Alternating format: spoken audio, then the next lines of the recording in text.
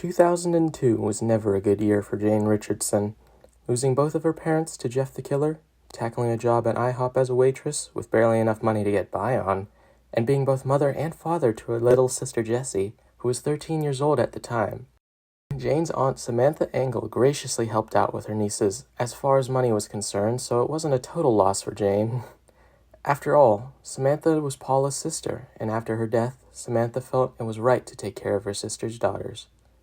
One day, while Jane was working her usual shift at IHOP and on her break, she came across an ad in the newspaper sponsored by her local blood bank.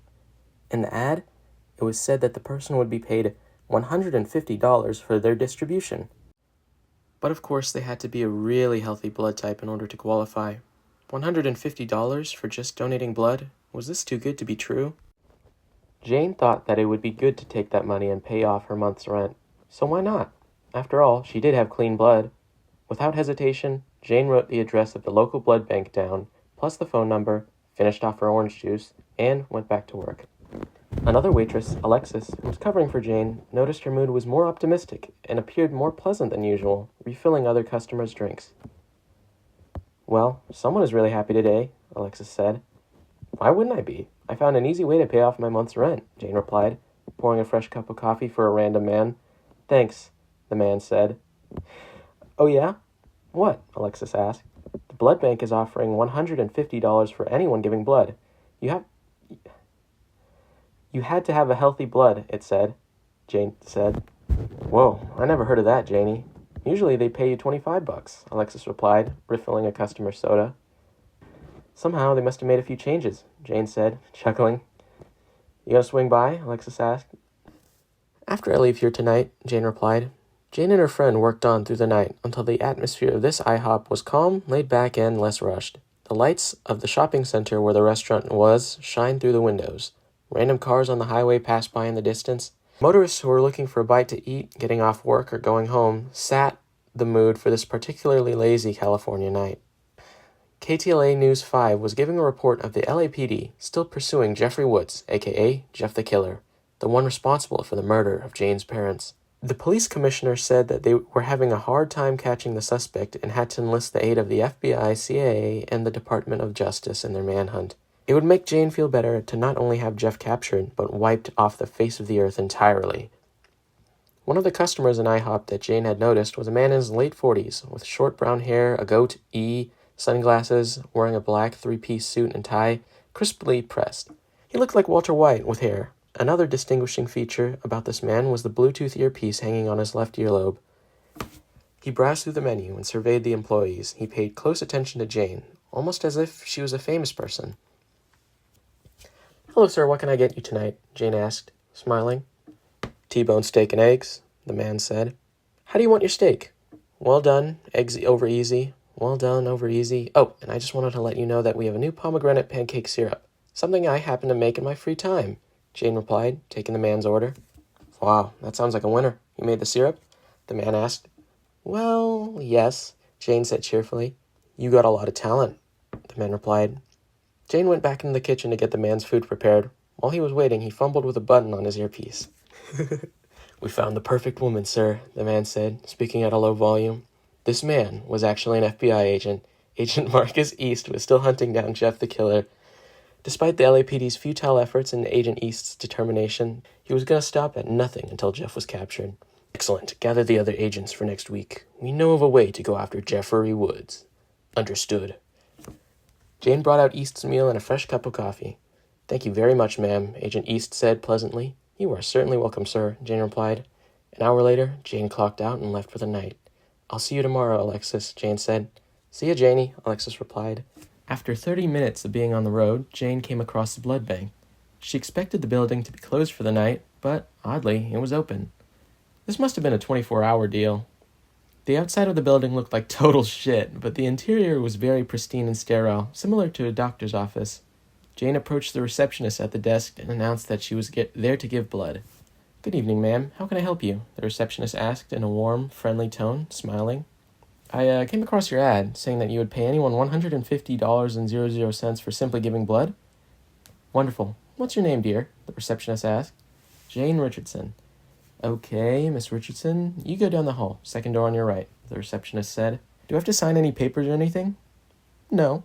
Oh, thank God, Jane replied, laughing heartily. The receptionist laughed along with Jane. I'll have your cash ready for you when you get done, honey, the receptionist said, smiling. Jane did indeed have healthy, clean blood. O negative was her blood type. After what seemed like hours, but only a few minutes, the doctor who extracted Jane's blood put a bandage over her spot and wished her a good night. Out front, the receptionist was going through her files on the computer when she saw Jane. Man, that needle hurt like hell, Jane said, chuckling. Your arm is going to feel sore for a day or two, the receptionist said. Tell me about it. Okay, here's your cash, Miss Richardson. $150.00. This will take care of my month's rent, Jane replied. Behind on your rent, huh? The receptionist asked. Lots of stuff that's been going on. Me losing both of my parents and all, Jane said. Oh, I'm so sorry. It's just me and my little sister. I have to be both mom and dad to her. Well, my condolences go out to you and your sister, Jane, the receptionist said sympathetically. Thanks, it means a lot. You have a wonderful night, sweetie. Stay safe. You too. The following morning, Jane was able to pay her month's rent and wouldn't have to worry about it until next month. While working the following day shift at IHOP, Jane got a call from the blood bank she visited just the other night. What could it be? Thank you for calling IHOP, now serving pomegranate pancake syrup and our new stuffed French toast. This is Jane Richardson. How may I help you? Miss Richardson? This is she. My name is Beth Williams, one of the doctors at Biomedics Blood Bank. We were wondering if you could come by next week to give another sample of your blood. Okay. We will pay you $10,000. Jane went silent for a few seconds. $10,000 for another sample of her blood? Was this for real? Miss Richardson, are you there? Oh yeah, I'm here. You said 10,000, right? Yes, ma'am. Okay, I'll see you next week. Thank you so much, Miss Richardson. We will see you soon. Bye. Bye-bye. Hangs up phone.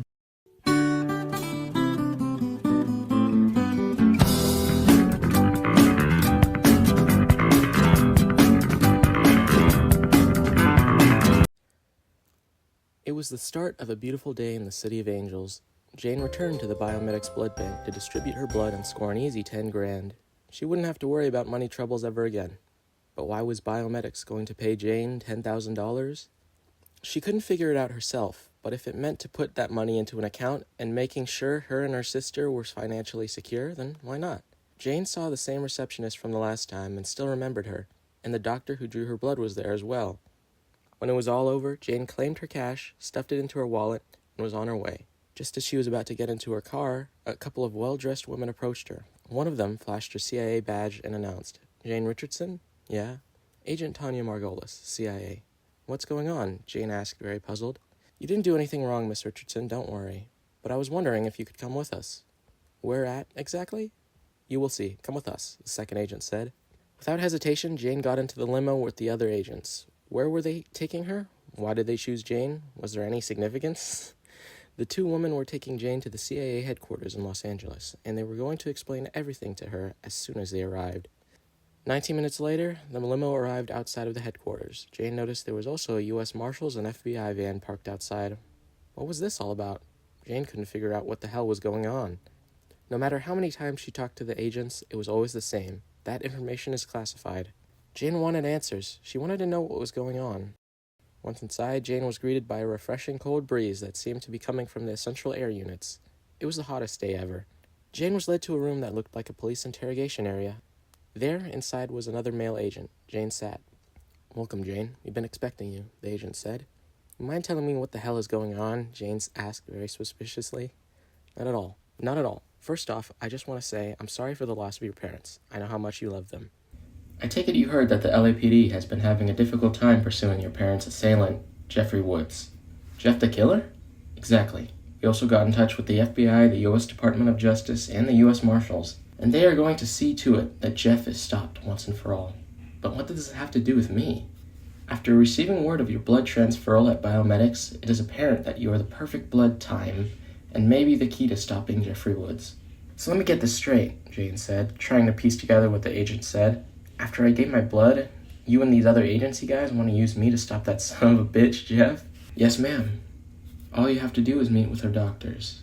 Just meet up with the doctors? Jane asked. Yes, ma'am, the agent replied.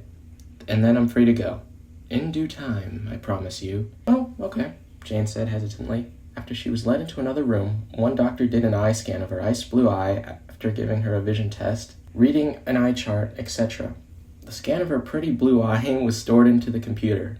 The next doctor to examine her was a cardiologist. Following a few brief questions such as her date of birth, height, weight, and that sort of thing, Jane had her blood pressure checked, which was 120/80, the normal blood pressure for a healthy young lady. Very good, the cardiologist said. He checked her heartbeat and asked her to breath when using his stethoscope. The cardiologist wrote down everything. Next, a general practitioner was to examine Jane, checking her eyes, ears, throat, testing her reflexes, you name it. Jane passed with flying colors. Jane thought that she was going to leave this building with no problem and be on her way, but when she was led down a hallway by two guards, she noticed in one of the rooms, stretchers lined up with blankets covering the bodies. A total of 25 people, all young women, dead. What was going on here? She started to get freaked out at the sight of the lifeless woman who haven't been disposed of, and anxiously asked where the guards were taking her. What was going on here? She started to get freaked out at the sight of the lifeless woman who haven't been disposed of, and anxiously asked where the guards were taking her. They refused to answer. So, out of instinct, she began to assault the guards, incapacitating one of them. Her fighting skills she learned from Mary's father, Sheriff Nick, really paid off. In the midst of the brutal melee, Jane was tackled and sedated by one of the doctors.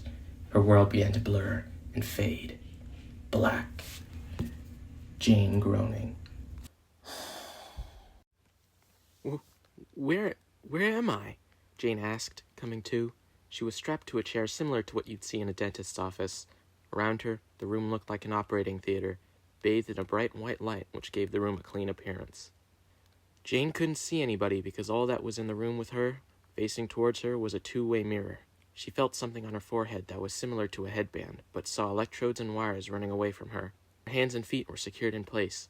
No matter how hard she tried, she couldn't break free. A few seconds later, she heard an unknown female voice on the intercom. It must have been that of an agent, researcher, or scientist. "Miss Richardson, can you hear me?" the voice asked, almost sympathetically. "Who's there?" "It's me, Dr. Beth Williams from Biomedics. I didn't want to have you find out the hard way, but some of these agents and government officials tell me you have a very healthy blood type, and from what I could gather, they were correct. If you are wondering, it was me who sedated you. I did not drag you into the room which you are in, dear, I can assure you. I will be standing by to monitor your vitals through this process," Dr. Williams said. "What are you talking about?" "Jane," Agent Margolis said, "we brought you here because you are the perfect blood type and also the candidate for the following experiment that's been funded by the U.S. government, totaling in at $6.9 million. We have received word from the LAPD that they had trouble in capturing the suspect responsible for the death of your parents, Bruce and Paula, and we, along with the FBI, Department of Justice, and the U.S. Marshals, agreed to help in the capture of Jeffrey Woods. If you haven't noticed, there is an intravenous needle in your arm. One of the scientists will be bringing in the serum to replace your blood. The serum is classified, but it will ultimately help you in getting revenge on the one who took your parents' lives." Just then, a scientist and doctor came into the room, prepping Jane.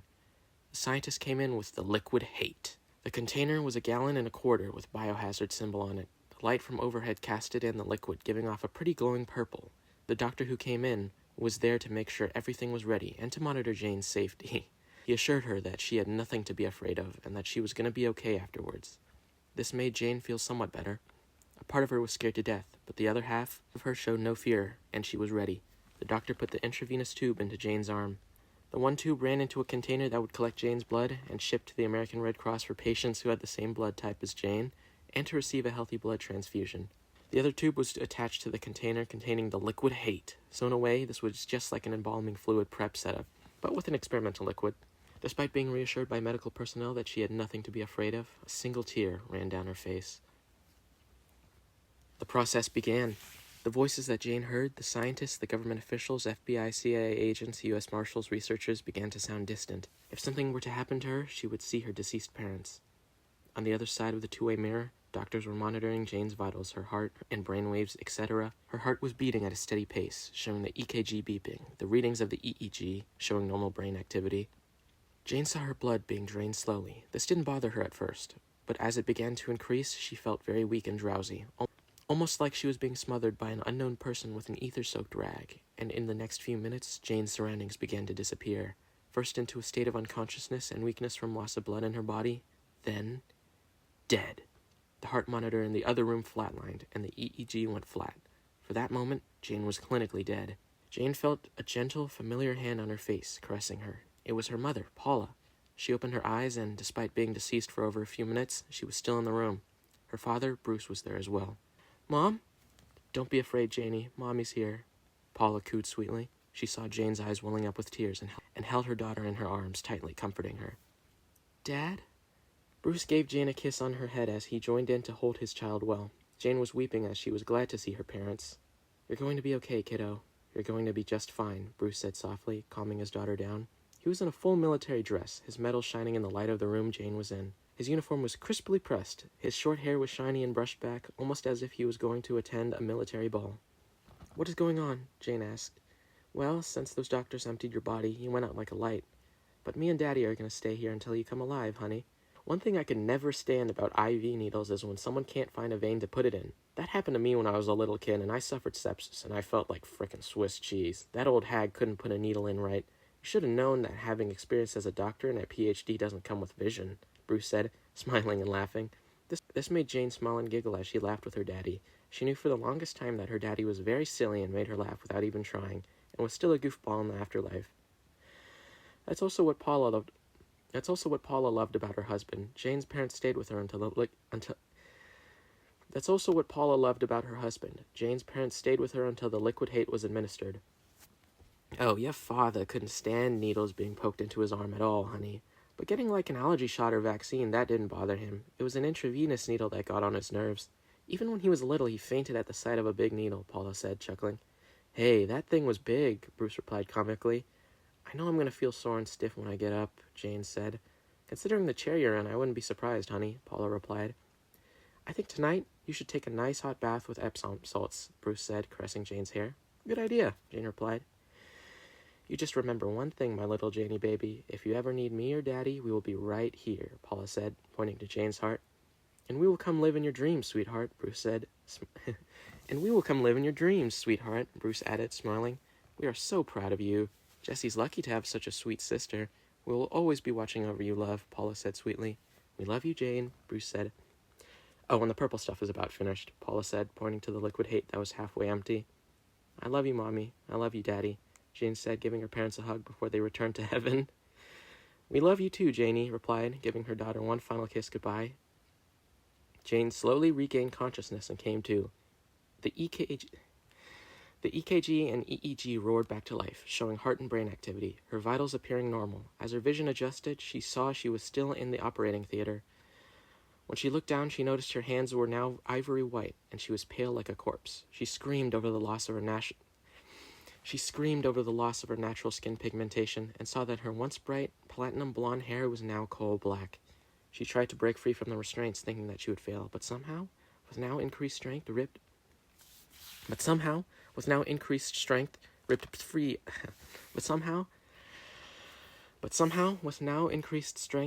both of the restraints off and jerked the wires off her head. She tore the leg restraints away and got up out of the chair. She looked towards the two-way mirror, now in a violent, angry, homicidal rage, and hollered, "What the hell did you do to me?" "She's going to experience violent episodes and homicidal tendencies for the first 90 seconds, one of the scientists said to the group. "You are now full of liquid hate, Miss Richardson," Agent Margolis said. "I look like fucking powder!" "That's because your natural skin color went away, Jane."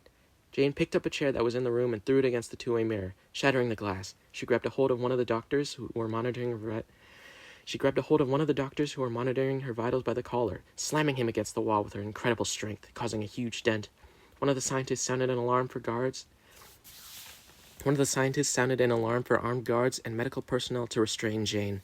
One pulled out a syringe, trying to aim for Jane's neck, but Jane took the needle and stabbed the doctor between the eyes and injected an air bubble into him. Two guards with automatic weapons tried to fire at Jane, but she grabbed both of their arms, causing them to fire at each other. One agent fired at Jane, but the bullet didn't phase her a bit. The wound automatically and quickly healed up. She approached the agent, who was still firing multiple shots at Jane, and snapped his wrist into two, showing fractured bones and blood splurting everywhere. An orderly, standing in at 6'5", 300-plus libs, tackled Jane, attempting to subdue her, but Jane had the upper hand, flipped him over on his side, and snapped his neck in two.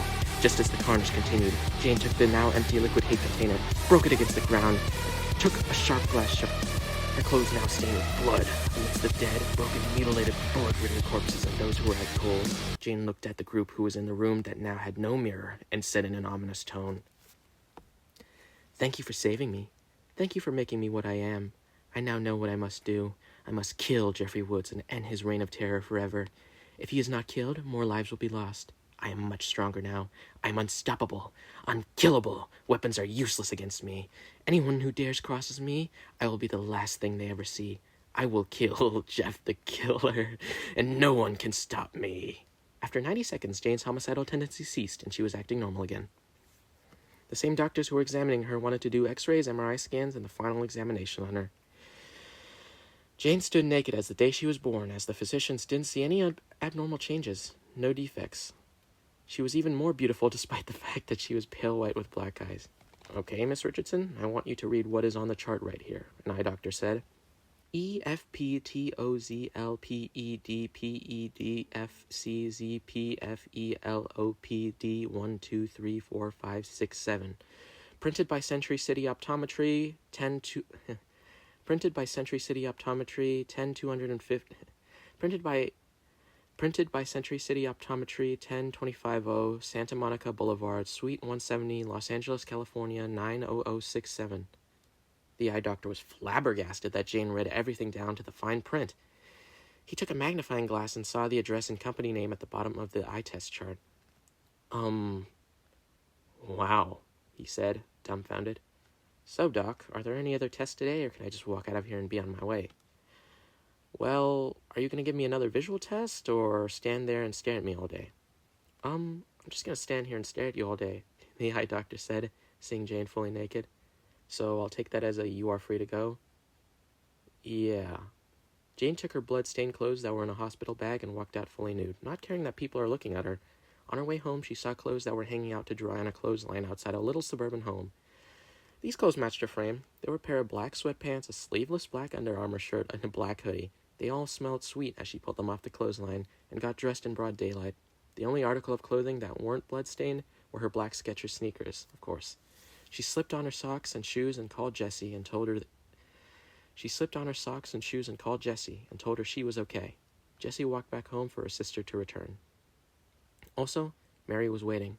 Jessie immediately ran into her big sister's arms, gasping emotionally and giving her a big hug. Mary also hugged Jessie and Jane and gave her honey bunny a kiss on the lips. "Baby, I'm so glad you're okay. I was worried." "Baby, I'm so glad you're okay." "I was so worried," Mary said emotionally, glad that Jane was all right. "I knew you would come back," Jessie said through tears of joy. "Of course I did," Jane replied, giving her little sister a hug, still emotional. "Jeff has some competition, so as many other criminals out there. Don't go to sleep. You won't wake up. Jane the Killer is coming for you."